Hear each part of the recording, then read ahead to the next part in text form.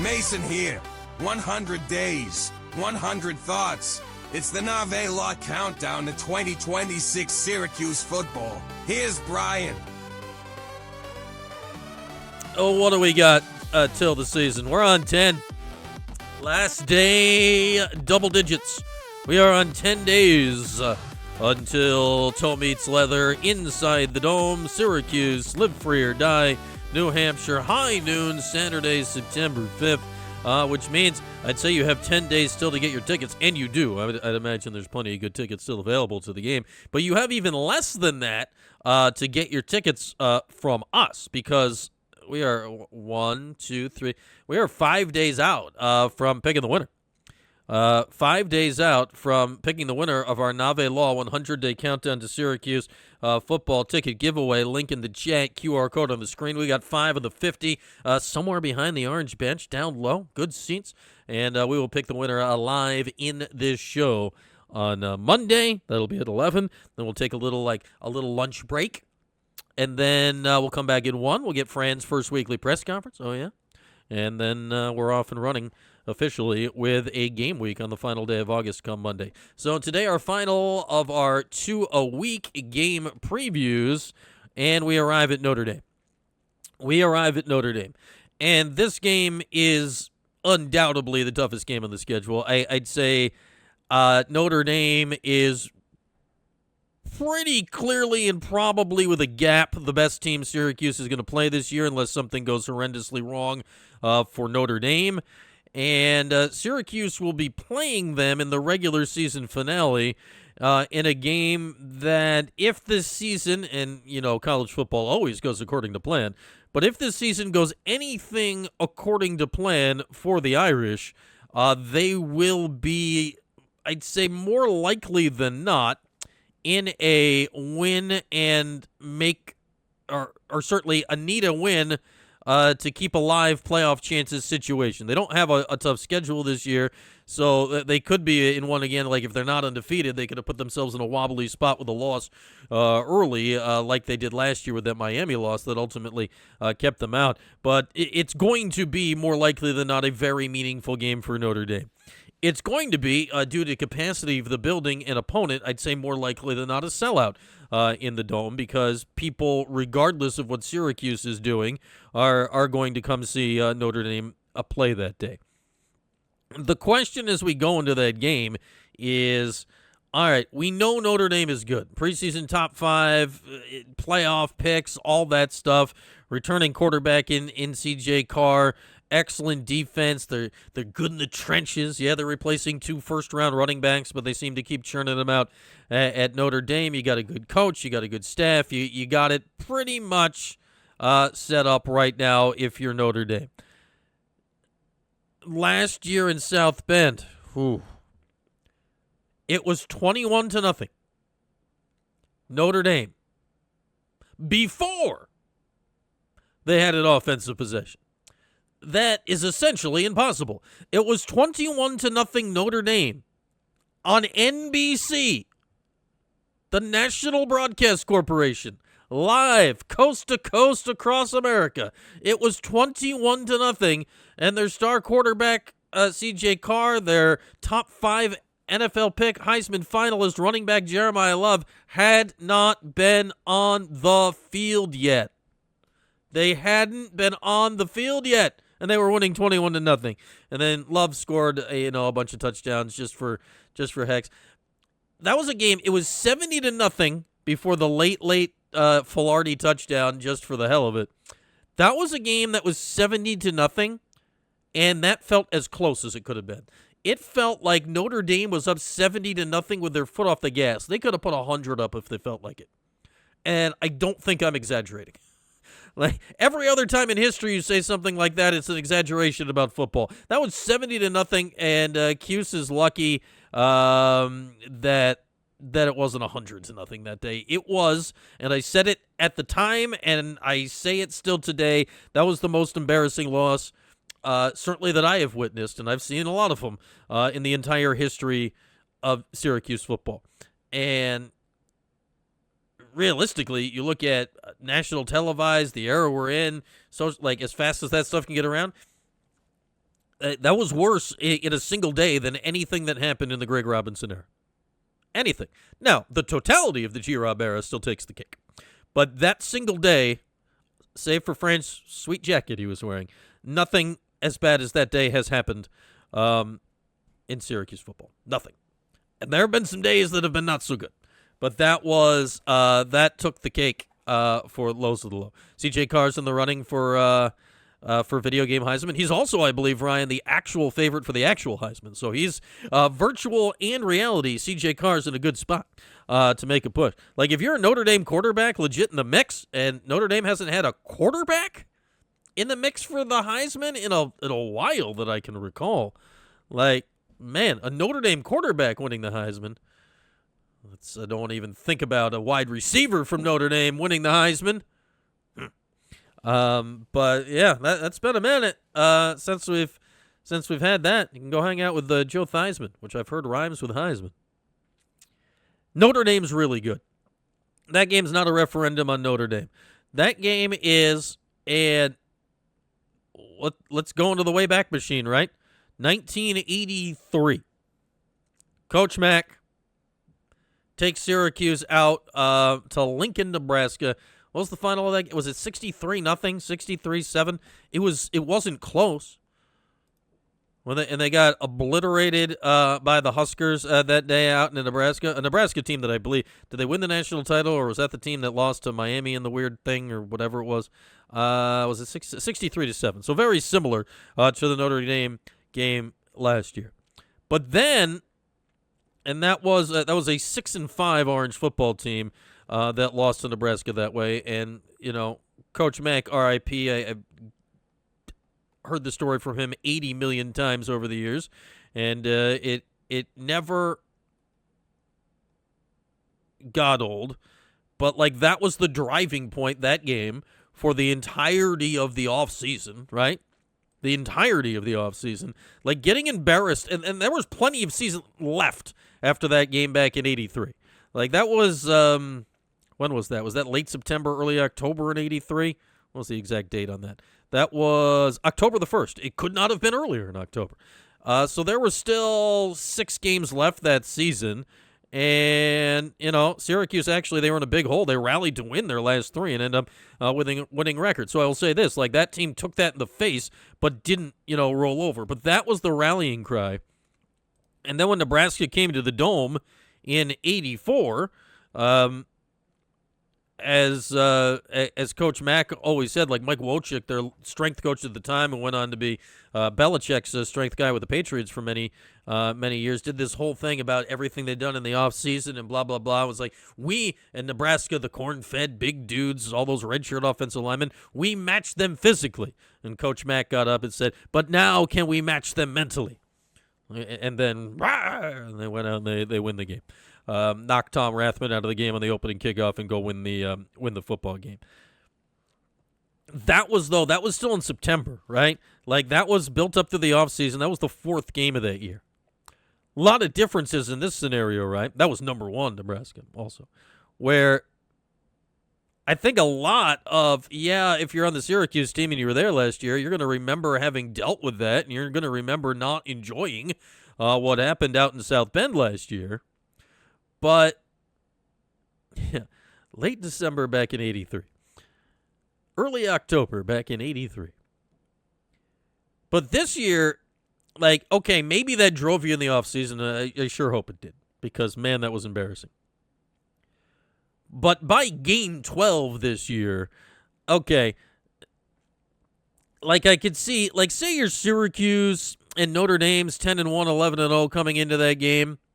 Top 5 in the country, which very potentially feasible. I'd say almost more likely than not this year based on the Irish schedule. They'd have to lose some skunkers to not be in that kind of position. Let's say Syracuse is, 7-4, which, all right, given the Orange schedule, given what happened last year, I'd probably sign up for that right now. That would mean they had a pretty good season up to that point. Like, say you're 7-4 going to that game, you got a bowl game locked up, you could, I think, probably use that Notre Dame game from last year as a little added motivation to send you flying out onto the field against the Irish that day. If the season has gone off the rails, though, as last season never returned to the rails, if the season has gone off the rails, I don't care what level of motivation is left over from that game. You're in danger of having that happen again in the Dome. In front of your home fans, but realistically, if the season's off the rails, that'll be a Notre Dame home game. Is realistically what's going to happen, because that'll be Irish fans that are there for that game. So this game is in many ways a referendum on the 11 weeks before it of what Syracuse has done because of last year's Notre Dame game to not let something like that happen again. And I'm not saying, all right, yeah, of course, if you have a good team. Like, if this was 2 years ago and you were rolling into that Notre Dame game with the Kyle McCord team, and even if they were 10-1, 11-0, you'd be treating that in many ways like Syracuse treated the Miami game 2 years ago, and the excitement around here would be mind-blowingly interesting.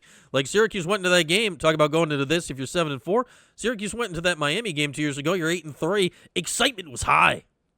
Like, Miami... Like, that was an important game for Miami. Like, that was a lot of fun. If Syracuse can have a year, like if Angeli can somehow approach what McCord did 2 years ago, and Syracuse can have a year, and I'm not saying Syracuse will be threatening for the playoff or anything like that, but if you somehow roll in 8-3 and Angeli's cooking, and then the Angeli storylines didn't get to play against his old team last year, now he's going to start against the guy that took his job, and blah, blah, blah, and all that stuff. Like, now that's a blow the roof off the place kind of game, and that's just a lot of fun. That's a lot of fun. And then you let the chips fall where you may. Hey, that's one where that can happen, and you get your butt kicked because they are that good. And then it's a, wow, that sucked, but you tip your cap and you move along. But you just hope, man, last year's game can't happen again. It can't. Because there's another scenario, right, where now I would be stunned if Fran Brown is not the head coach of Syracuse next season. But there's a scenario, like there is a world where if the rails come off again this year, and this season is a duplicate to some extent of last season, with everything but lacrosse players playing quarterback, and then the season ends with an epic blowout in your own building at the hands of playoff-bound Notre Dame. And you have a new AD. I don't think this is where we're headed, but there is a pathway toward like decisions being put in play. Now, obviously, there's a lot of financial stuff on that and, a lot of things, but I'm sure Brian Blair, if it goes right, would be very, very happy to be tied to Fran Brown for the long term, if it goes right. But let's note this, and this will apply to Jerry, too, at some point. Brian Blair walks in here having not hired the football coach and having not hired, technically, even though he was involved in it, but his name's not on it, having not hired the basketball coach. He did not. He was technically not the AD when Jerry was hired. Yes, I realize the order of operations there. But, he's got a chance to wipe his hands clean if things go awry. Now, do I think that would happen? Like, are you going to, even if this year is another 3-9 grease fire, are you getting rid of Fran still that close to 10-3? I don't think so. But, okay.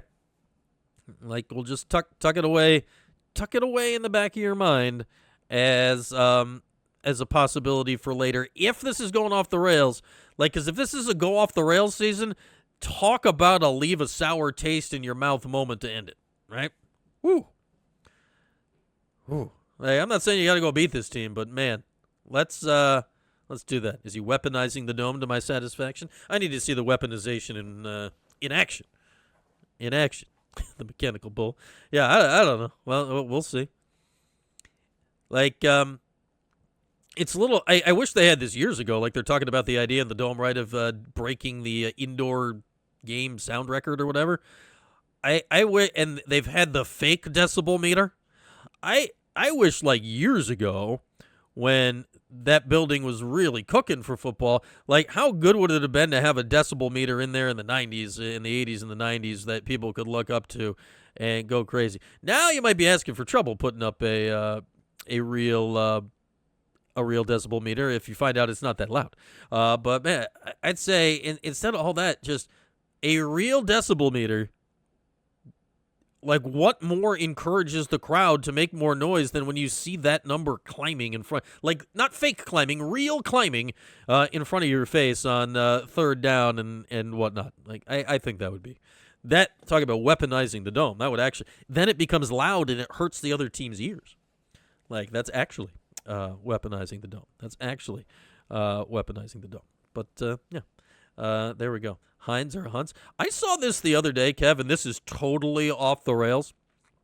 Apparently, the reason, the Heinz logo has like a red, like on the sticker on the bottle, there's a red outline around like the periphery of it.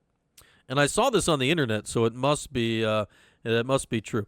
Any date for Cuse Johnny's at MSG? Not yet. That one, I believe Supercat is the lone remaining non-conference game. We are reasonably certain that's happening that we don't have a date for yet. Back to Heinz Ketchup. They make the red on that logo very specifically the exact color of your ketchup. So if restaurants are taking a Heinz bottle and refilling it with suspicious non-Heinz ketchup, if the reds don't match through the glass bottle, you aha! Yeah, that's what you do. Aha! I've caught you. Red. Handed. The wrong red. That's what you do. If you get into a Heinz miscolored ketchup situation. And it was on Instagram, so it must be true.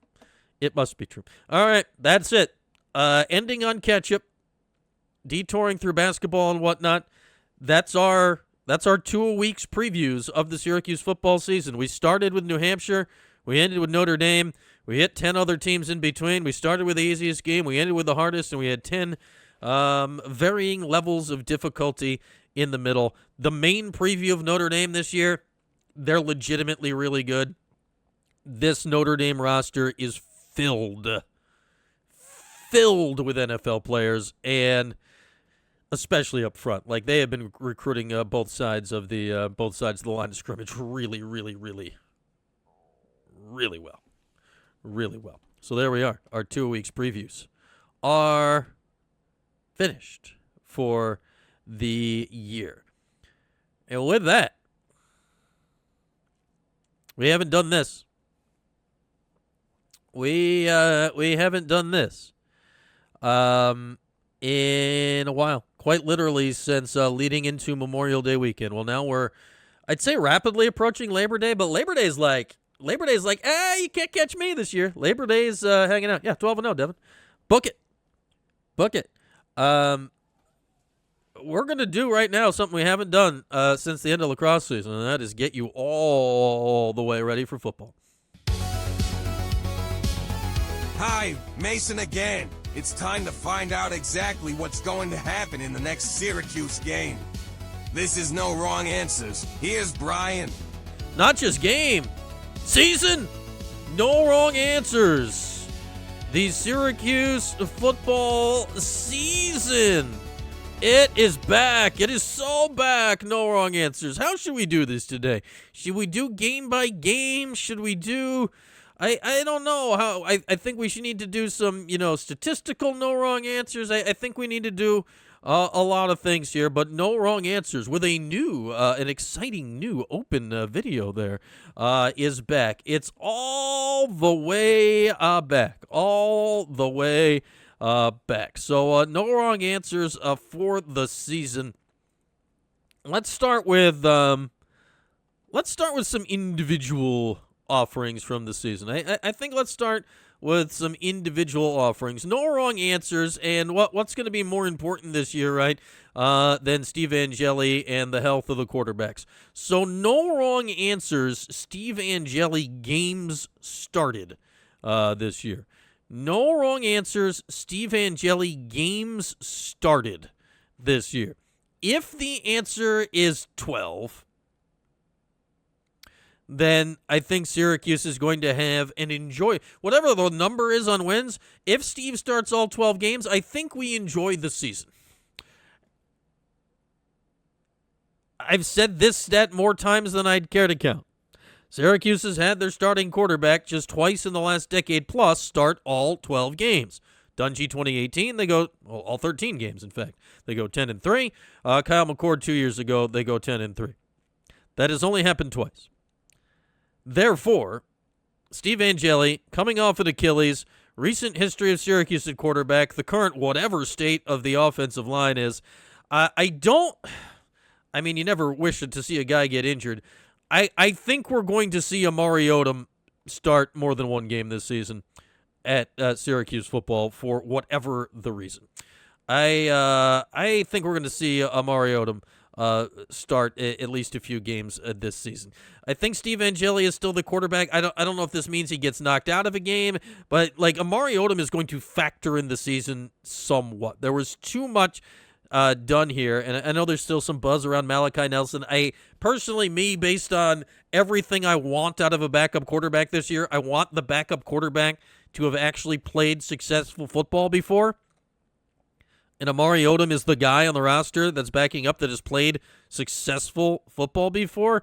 If something happens to Angeli, I want it to be Odom. I want it to be Odom to come in this year. That said, I think Steve Angeli, they're going to sling it now. I think Angeli and Odom combine for 3,700 yards passing this year. 3,700 yards passing this year just due to the offense. They're going to sling it. They are going to sling it all over the lot. I'll say Steve, I think Steve's going to pass for 2,900 yards this year. No wrong answers for Steve Angeli, which one is one of the best passing seasons in school history. It just does not approach what McCord did a couple of years ago. All right, now who's going to get the ball on offense? Who's going to get the ball on offense? Who's going to catch them passes? Who's going to run the ball on offense this year? I think, no wrong answers, Juwan Johnson has not really done it in the full extent of the season. I like everything I hear about this guy, both catching the ball, running the ball, his athleticism, all that coming in. I think Juwan Johnson's going to be the starter at running back. No wrong answers. Juwan Johnson does not run for 100 yards, but he is the team's leading rusher. Let's give Juwan Johnson, because he can also catch the ball, I'm going to give Juwan Johnson 800 yards on the ground and 400 yards receiving this year. I think he leads the backfield, though I think he may get pinched to the goal line by Ahmad Miller for some touchdowns over the course of the year. No wrong answers on the pass catcher. Umari Hatcher's dad is here. Do we need to say nice things about Umari? I don't even know where to go. I told you I was a Montre Merriweather guy last week just because. Cole Weaver's going to play. Hearing a little Matt Outen buzz. Justice Ross Simmons is,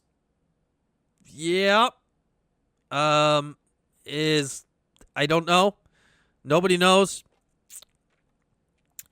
No wrong answers, despite all of the volume of receiving yards and nearly having 3,000-yard receivers 2 years ago.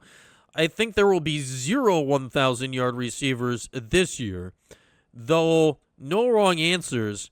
Hatcher, Tyshawn Russell, Cole Weaver, and Matthew Outen, all, no wrong answers, have more than 500 receiving yards this year. How about that? No wrong answers. 4 wideouts with more than 500 receiving yards this year. There we are. Yeah, Tyshawn Russell's health level has certainly been in debate. He's definitely in the mix if healthy. We'll see. I just don't know. Is this going to end up with 3 or 4 guys that get a majority of the snaps? It's a deep room. Is this going to end up with a lot of guys? Not a lot of guys? I don't know. Offensive line. I don't even know how to predict this. No wrong. Hey, here's this. This is what I'll say about the offensive line. No wrong answers. I think the Juan Castillo hire will pay dividends. That's what I got. I like Juan Castillo. I think he's a good offensive line coach historically. I think they have a lot of guys. He needs to get 5 lined up. The good news is with Angeli, he gets the ball out quick, so you don't necessarily need them to do as much. But no wrong answers. This is as vague as it can be with no wrong answers. Juan Castillo makes the line better with similar parts than it was last year. On defense, no wrong answers. I like the linebackers. That's where my no wrong answers are coming from this season. I don't know what their plans are with him, but I know what I think their plans should be. No wrong answers. Jamie Tremble leads this team in sacks and tackles for loss. I like Jamie Tremble. I think he's an athletic beast, and I think with a whole season to train at linebacker, with a new attacking defense, I think you can take him and point him directly at the quarterback and get it going. And then I think it's not necessarily a defensive lineman that are going to join him on that list, but no wrong answers. Also look out for, I think we're going to get maybe the season this year that we didn't get last year from David Amapariola, who really popped to me 2 years ago and then didn't do as much last year. And then Keyshawn Johnson, I think, is going to factor as well from that linebacker spot. Plus, I like the guys that are making tackles as well, and Chris Apollonia and Antoine Delorier. Chris Apollonia, no wrong answers, may end up being the MVP of the defense this year, coming in, knowing what it is, and setting that up from Toledo. No wrong answers. Syracuse will have the best pair of cornerbacks in the ACC. No wrong answers. Syracuse has the best pair of cornerbacks in the ACC when you look at Chris Peel and Demetrius Samuel. And because of that, no wrong answers, it is going to allow Vince Carras to take risks. Because you're going to toss those guys on islands and live with it. At least that's what I think they should do. The middle of the secondary, I don't have a lot of answers about right now. I don't know what it's going to be. Is a young guy like Tadarius Hughes going to step up? Are we going to see like a breakout season from Raheem Long? Is Davian Kerr going to do stuff? Are they ready to cover the deep middle of the field? I don't know that. But no wrong answers. I am certain of this. The guys at the corner are those dudes. Chris Peel's an NFL player. Demetrius Samuel will be an NFL player. I think you in many ways build your defense around the idea of those two guys this year. Then if one of those two guys gets hurt, you freak out and panic and it all goes to hell. But there we are, little no wrong answers from the end of the defense. No wrong answers, defensive line. It's a bunch of guys. In many ways this year, I think it's the least important part of the defense because of what you got at linebacker. I'll just say this, like, no wrong answers. They're not a grease fire. This is my no wrong answers of both lines. Not a grease fire. Yeah, if they can't stop the run, it won't matter. You got a Dylan Fontes. You got a Jertavius Flournoy coming in out of the portal. You got these guys that came in out of the portal. Can 3 or 4 of those guys combine to stop the run? I don't even mean stop the run. Just slow it down just a wee bit because, my God, the defense was terrible last year. No wrong answers, Trip Woody, because we're talking special teams. We always talk special teams. I think Tripp was really good last year. It just didn't matter in the slightest. It didn't matter even a little bit that Trip Woody was good last year. What were his actual numbers last year? Because, it didn't matter at all because he made all 12 field goals. Or he's 12 of 14 on field goals, long of 49. I think he has a strong, if not overpowering leg. Yeah, I think Trip Woody, because the offense is going to be better. He's not going Andre Schmidt levels, but I think Fran trusts Trip. I think they will be in field goal position enough. I'm going to go 20 field goals on the season for Trip Woody. And in the shocking world of college football, I'm going to go Trip Woody walks onto the field. Syracuse football fans breathing out as opposed to hyperventilating. No wrong answers. We like Trip Woody. And no wrong answers because it is Syracuse. We will talk punting. I think the punting lineage. I think the punting lineage is just fine. I think Jimmy Gregg, comes in. He's got crazy punter swag, which is a thing at Syracuse.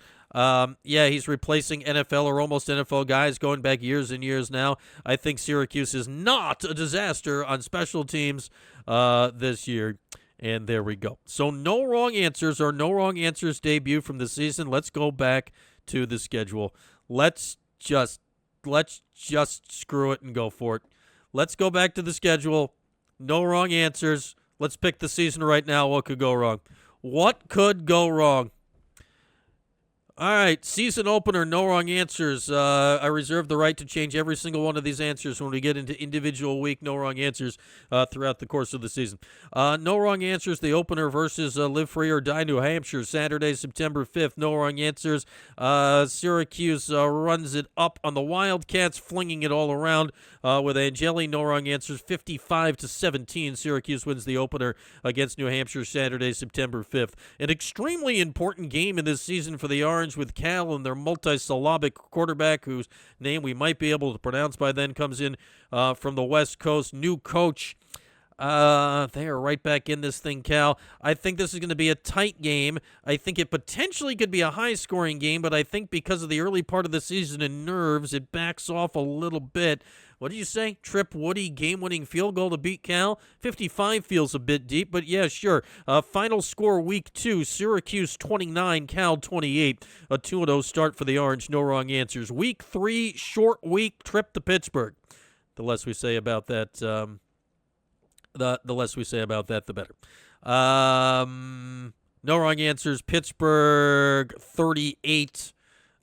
Syracuse 22. I just don't see that game going well. So you're 2-1 at that point. Bye week. The bye week goes well. No wrong answers. No wrong answers. October 3rd at UConn. You had to go to overtime to beat them last year. I think this is a tougher game than you think it's going to be. There's all those Syracuse guys hanging out over there in various capacities at UConn, including their OC and Nunzio Campanelli, including various guys with Toledo ties as well, and the head coach, Jason Candle. Like, there's a lot going on in this game. I think this is a tricky game, but I think no wrong answers. The Orange pull it out. We will go Syracuse 33, UConn 24 in that game. So Syracuse 3-1 now, heading to Virginia. Virginia, I don't know. Like, Virginia's old. Virginia's good. Virginia's not exciting. Yeah. I don't know. You're on the road at Virginia. I think it's a game, but I think it's one where, okay, gets a little tricky late. No wrong answers. Virginia 27, Syracuse 24. So you're 3-2. Louisville coming to the Dome. First Dome game in a month, October 17th. Family weekend. Probable sellout because it's family weekend. This is a big game in the Dome. 3-2 right now. Louisville, I think Louisville's going to be good, but that's setting up for, okay, shootout. Angeli's slinging it. 38-31, no wrong answers. Syracuse beats Louisville on October 17th to go to 4-2. Heading to the back half of the slate, I think North Carolina is going to fall apart in every possible direction this year. Syracuse goes down to Chapel Hill and beats Carolina October the 24th, 31-19 to get to 5-2. Okay, backstretch of the schedule now. SMU comes to the Dome on Halloween. SMU's good. SMU's good. Yeah, SMU's good. No wrong answers. SMU 32, Syracuse 24. So now you're 5-3 going into the last third of the season. Clemson, NC State, Boston College, and Notre Dame. Clemson, I don't think Clemson's going to be that good this year. I just don't think Clemson's going to be that good this year. No wrong answers. I think their offense will be challenged. No wrong answers. Syracuse 27, Clemson 23. Now you're 6-3 at Raleigh the next week. Things never go well in Raleigh. No wrong answers against C.J. Bailey. NC State 32, Syracuse 21. Now you're 6-4. At Chestnut Hill the next week. No wrong answers. You can't lose that game again. Can you? Can you? You can't lose that game again. 33-23, Syracuse beats Boston College on November the 21st. So you go into Notre Dame at 7-4. Notre Dame, I think, is rolling in either 11-0 or 10-1. Notre Dame will be heavily favored in that game. It's not going to be 70-7. So there's that. It's not going to go well. No wrong answers. Notre Dame playing for a spot in the playoff. No wrong answers. Notre Dame 45, Syracuse 24 in the regular season finale. So we just no wrong answers. Syracuse football. We've predicted every game, assuredly all 100% correct. No wrong answers. Syracuse football finishes the regular season in Fran Brown's third year at 7-5. I also could have predicted 10 of those games to go the other way than I predicted them and ended up with like every possible other record under the sun. But no wrong answers. Syracuse football, 7-5. Is that a glorified wish list? It's sad that 7-5 is a glorified wish list. I don't know. That 7-5 going through this game by game is a pretty optimistic take, I think, based on last year. And like that was getting to 7-5 with wins over Louisville and Clemson. That's getting to 7. Louisville, Clemson, and Cal at home. Yeah. Oh, it's got that. That's got the stench of the Pinstripe Bowl. Maybe the Fenway Bowl. Go hang out in the fence. That does have a very pinstripey bowl stench of the season. What are the ACC bowl ties this year? ACC bowl ties 2026. Not bow ties. Bowl ties. Affiliations. They wanted me to look up bow ties. What? We're in quarter zip season, not formal wear season. This is just listing all the... What is this listing? This is listing way more bowls than clearly the ACC has ties with. So this is very... This is just listing every bowl. I don't know. I still want them to go to the Mayo. Yeah, the Rose Bowl, the Mayo Bowl at some point. Yeah, that's got a Pinstripe Bowl or a Fenway Bowl stink about it. But there we are. No wrong answers. Syracuse football 7-5. I reserve the right to change every single one of my answers after the first 5 minutes of the season. There we are. Our first no wrong answers of the season. Our final 2 a week's 100-day countdown preview of the season. I froze so many things. I was at the first 2 Pinstripe Bowls, freezing every part of everything off. Kev, it was quite cold. It was quite cold. But make sure you're registered for a chance to win 5 to the opener against New Hampshire to start Syracuse on its path to the absolutely correct 7-5 this season. QR code on the screen. Link is in the chat. Register now. Must be registered to win. Winner will be drawn on Monday during this here very show.